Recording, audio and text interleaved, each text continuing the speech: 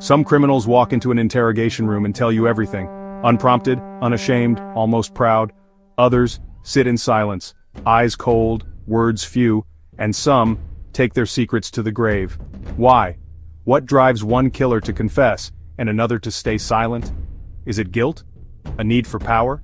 Or something far more complex hidden deep within the human psyche?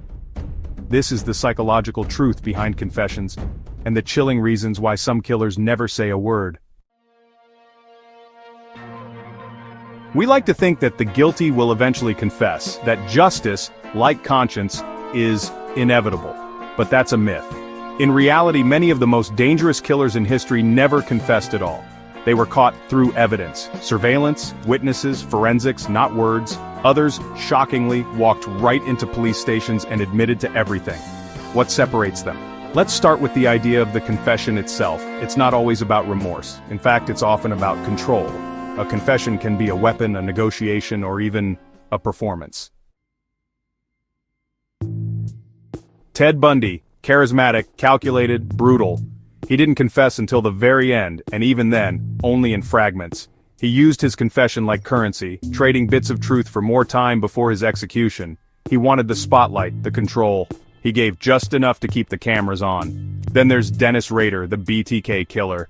He confessed in full, but not out of guilt, out of ego. He wanted the world to know how clever he'd been, how long he'd evaded capture. In his interrogation, he was disturbingly calm, like giving a presentation. This type of confessor doesn't break down in tears. They speak in detail, often clinically. Their goal? To immortalize themselves in the narrative. Then there's Israel Keys, a serial unaliver who traveled cross-country to commit random acts of violence. He confessed after capture, but only partially.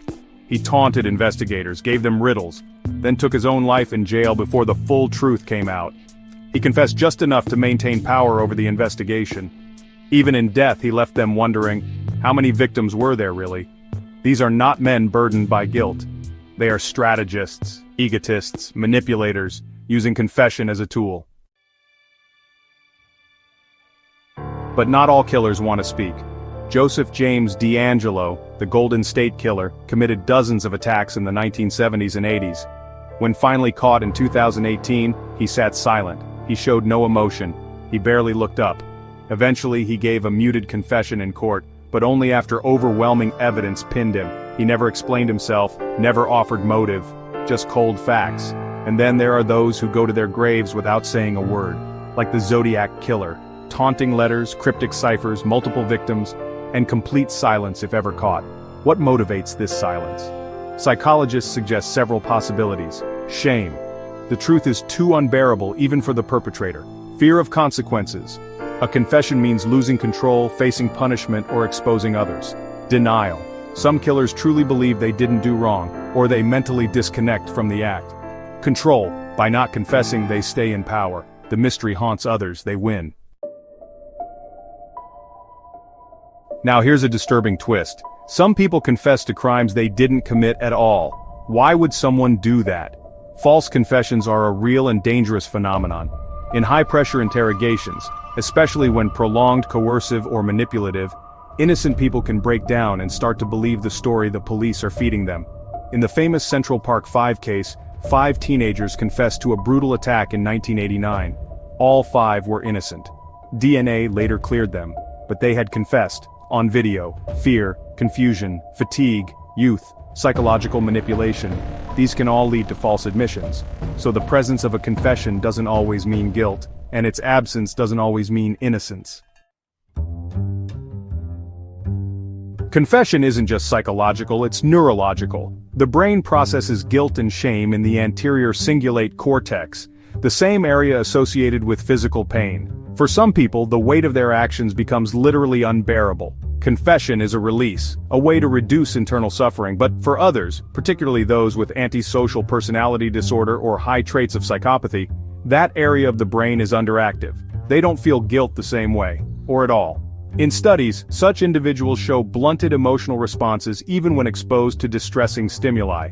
So when we ask, why didn't he confess? The answer might be, he didn't feel bad enough to. Confession in many cases requires a conscience, and some simply don't have one. But there's one more layer, and it's the most haunting. Some killers want to be known. They want to leave behind a story, a legacy, even if it's soaked in blood. Confession becomes a form of identity building. This is who I am. This is what I've done. Remember me. It's twisted, but it's human, because at the root of confession, even in its most disturbing form, is a need to be seen. And in that need, we see something terrifyingly familiar. Some confess to ease their guilt, some confess to feed their ego, some never do, because silence is their final weapon. In the end, a confession isn't always about justice. It's about who holds the power, and what it costs to give it up. If you found this story compelling, if you're drawn to the psychology behind true crime, and the quiet motives that echo louder than screams, then subscribe. We create short documentaries that go deeper, past the headlines into the minds. Every day we explore a new case, a new book, a new question that haunts us. Join us, where darkness meets truth and the silence speaks volumes.